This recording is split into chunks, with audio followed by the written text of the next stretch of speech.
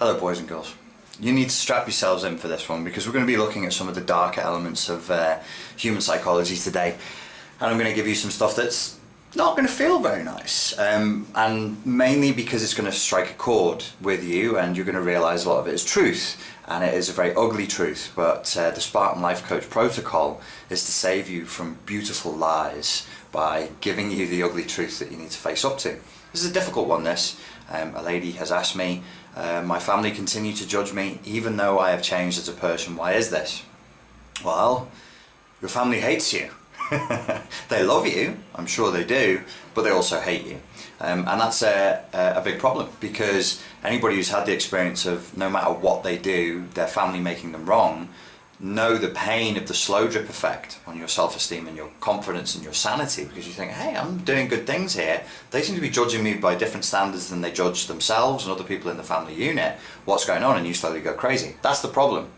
The solution to this problem is greater understanding, which I will try and give you in a summarised format. And if you want to know more about it, then just ask me and we'll discuss it more on other days.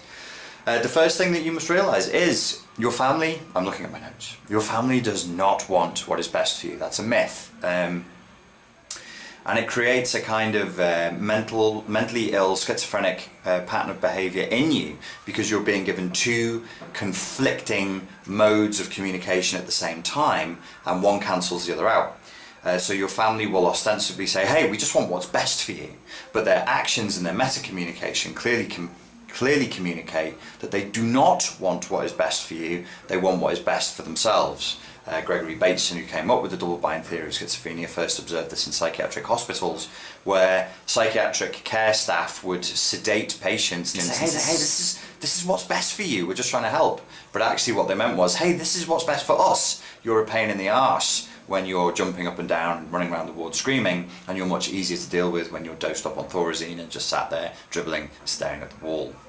Your family does not want what is best for you, because what is best for you might be the worst thing for them, because you'll make them feel depressed and insecure and jealous and resentful at your success. So 9 times out of 10, your family does not want what is best for you. Number 2, most families are sick. It's normal.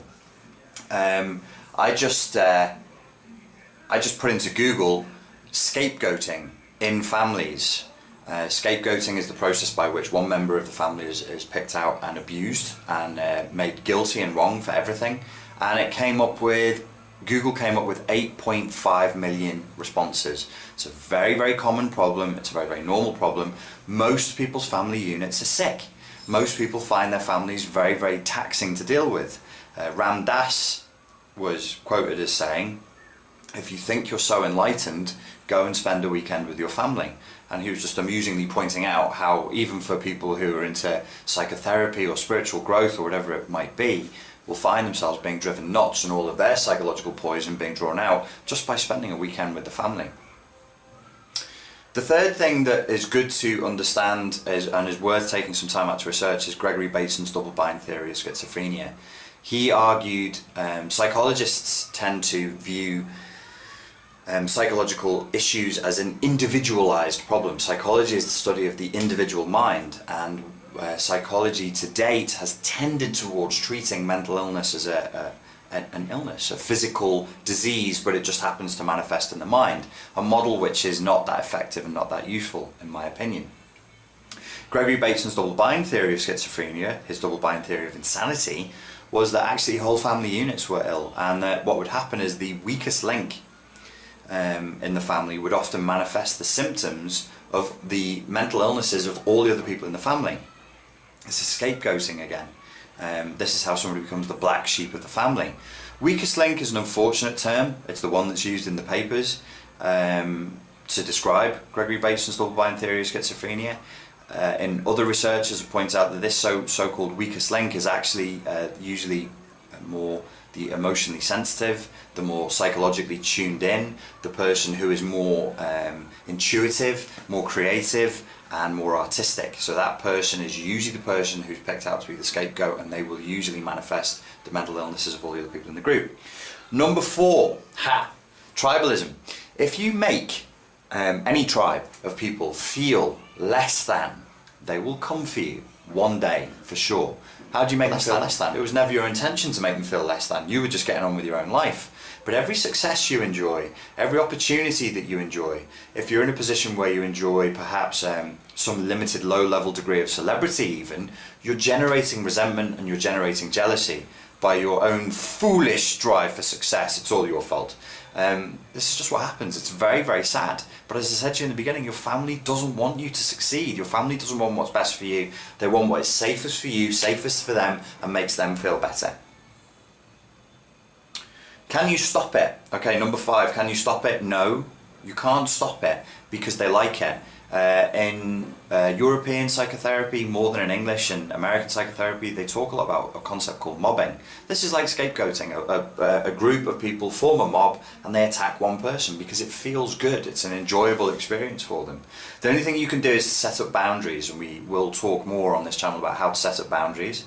And as a human being, as you grow up and deal with these painful realities, you need to realize that you must, one way or another, learn to live independent of the good or bad opinions of others. You need to learn to live independently of the good and bad opinions of others.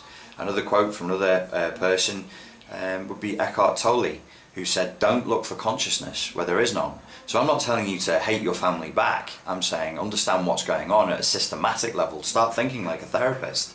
Start thinking like a psychological engineer and go, oh, okay, that's what's happening in this system. There is no consciousness here. I can't expect there to be consciousness. There is only psychological darkness, you know, the mental poop that gets stuffed down to the basement, but that eventually will come out. Because what is suppressed will eventually be expressed in some format.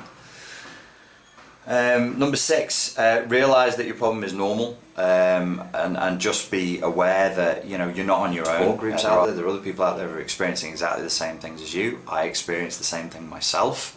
It's not you, it's not your fault. It's something that they're experiencing, and it's something that is almost like a software fault in human psychology. Yeah, number 7, I just said forgive yourself. Feeling the way you feel. You might feel weak, you might feel like yourself, you might feel needy. Why am I not being given the love that I want? Well, what is wrong with me? Why would I need to be given more love, more attention, and more validation?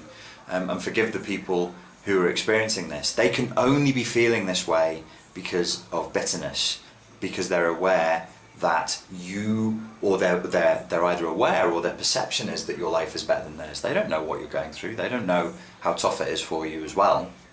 All they have is their perception, because the map is not the territory. The territory is the territory, and the map is just the map.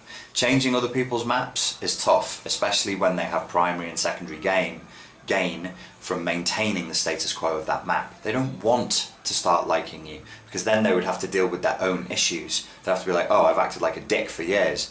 In my position, in my experience that I'm in now, due to a very unique set of circumstances, people are being forced to do that, but I'm not going to get into that here.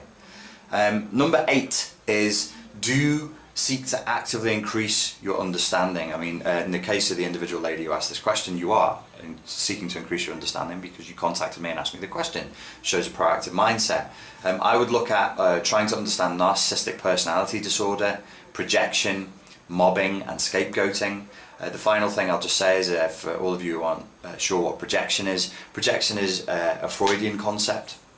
Freud came up with the idea that if I as an individual am experiencing thoughts, feelings and desires that I don't like, or that clash with my self-image, then I will project to a target, which could be a person, an institution, or a thing.